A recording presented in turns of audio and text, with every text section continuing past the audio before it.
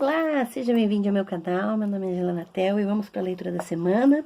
E eu quero ler um trecho desse livro aqui, Cangaços, do Graciliano Ramos, em que tem inúmeros textos, elaborações dele a respeito da vida no sertão.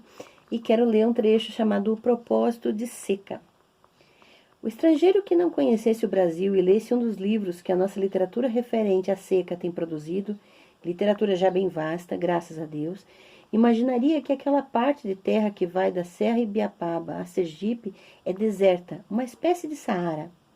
Realmente, os nossos ficcionistas do século passado, seguindo os bons costumes de uma época de exageros, contaram tantos casos esquisitos, semearam no sertão ressequido tantas ossadas, pintaram o sol e o céu com tintas tão vermelhas, que alguns políticos sinceramente inquietos pensaram em transferir da região maldita para as zonas amenas os restos de gente flagelada. Tiveram essa ideia infeliz e depois se lembraram de conter os famintos e transportá-los. Verificou-se então que ali se apertava, em 6 estados miúdos, quase um quinto da população do Brasil. Houve suspiros de alívio, alguma surpresa e uma vaga decepção. Não seria fácil conduzir aquele povo todo, através de lugares hostis, para uma nova Canaã. Não seria fácil, nem seria necessário. Afinal, se os nordestinos seguissem o preceito bíblico, se tinham multiplicado tanto, então é que não se alimentavam apenas de raiz de imbu, semente de mucunã, couro de mala e carne humana, pois até a antropofagia serviu para dramatizar a seca, em jornal e em seu livro. Suprimiu-se a antropofagia, nos caminhos brancos as ossadas diminuíram, os poentes tornaram-se menos vermelhos e reconheceu-se por fim que o Nordeste, para sustentar a população tão numerosa, tinha fatalmente de produzir alguma coisa. Mesmo admitindo que os seus habitantes fossem demasiado econômicos, tanto como as plantas que nascem entre pedras ou bichos que vivem entre espinhos, era preciso supor na terra para que os homens pudessem propagar-se a existência de plantas e de bichos. Porque, enfim, ninguém conseguia nutrir-se de literatura, coisa que, em falta de melhor, o Nordeste produziu com abundância. Mas os horrores das estiagens que tinham originado poesias muito bonitas ainda estavam nos espíritos. A visão de grandes bois sequiosos mugindo soturnamente persistia. E acreditava-se que vários milhões de pessoas vivessem em estado de fome permanente, imaginando a fartura que dão os cafezais de São Paulo e a riqueza que se arrancava à borracha do Amazonas. Fartura problemática e riqueza hoje impossível. A figura do retirante, celebrado em prosa e verso, inspirou compaixão e algum desprezo. Compaixão, porque ele era evidentemente infeliz, desprezo, por ser um indivíduo inferior, vagabundo e meio selvagem. O sentimentalismo romântico, que sempre viu as famílias de imigrantes vagando à toa pelas estradas, rotas, sujas, trocando crianças por punhados de farinha de mandioca. Certamente há demasiada miséria no sertão, como em toda parte, mas não é indispensável que a chuva falte para que o camponês pobre se desfaça dos filhos inúteis. Não há dúvida de que a seca engrossou as correntes emigratórias que se dirigiam ao norte e ao sul do país, mas a seca é apenas uma das causas da fome, e de qualquer forma, os nordestinos, em maior ou menor quantidade, teriam ido cortar seringa no Amazonas ou apanhar café no Espírito Santo ou em São Paulo. Que é que determina a penúria tão grande no Nordeste? Por que a fuga de gente de lá? A verdade é que essas coisas são evidentes em consequência do elevado número de habitantes. Se excluíssemos a seca, ainda nos restaria bastante miséria, e ela avultaria mais que em Mato Grosso, por exemplo, onde, sendo muito espalhada, pode não ser percebida. O êxodo dos flagelados é um modo de falar, não há êxodo, mas sai gente de toda parte. Numa região, porém, onde se espremem quase 10 milhões de indivíduos mal acomodados, o total dos que migram deve ser considerável. Do Pará e de Goiás não poderiam sair muitos. Temos um deserto estranhamente povoado. Um deserto com 12 habitantes por quilômetro quadrado no Ceará, densidade igual à do Rio Grande do Sul, e 47 em Alagoas, densidade apenas inferior à do estado do Rio.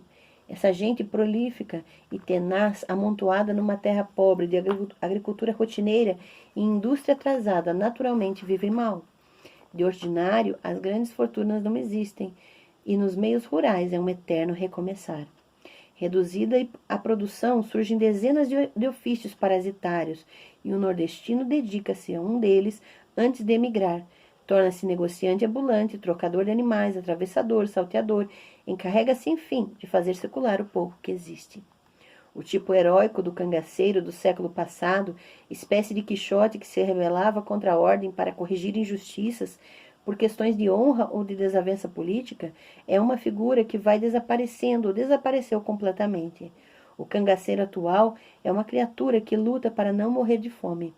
Aquele era um proprietário que, perseguido por vizinhos mais fortes, tomava armas e, com um pequeno grupo de parentes e aliados, resolvia eliminar o delegado, o juiz, todas as autoridades que favoreciam seus inimigos. Este é um sujeito sem melindres, que provavelmente não conserva a lembrança de ofensas recebidas e, se alguma vez teve negócio com a polícia e dormiu no tronco, acha o fato natural, pois apanhar do governo não é desfeita. O cangaço antigo, em que surgiram rasgos de cavalheirismo certamente duvidoso, mas afinal aceitos sem dificuldade e propagados pelos trovadores broncos do interior, era um fenômeno de ordem social. O de hoje, bárbaro, monstruoso, é uma consequência da desorganização econômica. O primeiro deu jesuíno brilhante, o segundo produziu lampião. Essa desorganização não é talvez efeito apenas da seca. Processos rotineiros na agricultura, indústria precária, exploração horrível do trabalhador rural, carência de administração devem ter contribuído, tanto como a seca, para o atraso em que vive a quinta parte da população do Brasil. Conhecer o Nordeste e ler sobre ele são coisas bem diferentes. E ouvir a respeito de pessoas que tiveram um contato mais próximo ou que trabalharam com grupos lá é outra realidade. Então, eu sou aqui de Curitiba, no sul do Brasil, pouco conhecia do Nordeste, até ir para lá, até conhecer pessoas, até presenciar algumas coisas, e mesmo assim meu conhecimento é muito superficial. Então é muito fácil falar de estereótipos sociais, colocar as pessoas em uma generalização a respeito da sua realidade. O difícil é compreender de fato o que passam e quais as estruturas sociais que têm permitido a sua subsistência de luta, né? Então fica aqui a dica, Graciliano Ramos é fantástico, a leitura dele é extremamente necessária para que se conheça a realidade social do Brasil e as suas nuances. Esse livro especialmente, o Cangaços, tem até uma entrevista fictícia com o Lampião, tem muita documentação, muita referência bibliográfica e fica aqui a dica para quem quer conhecer e falar melhor a respeito da realidade social desse grupo, né, dos cangaceiros e do Nordeste em si. Fica aqui a dica da leitura, boa semana para vocês e vamos compartilhar. É importante que a gente conheça, saia da nossa casinha, saia do nosso conforto, da nossa caixinha e vá para o outro, para o desconhecido e ouvir a respeito dele. Abraço para vocês e até a próxima.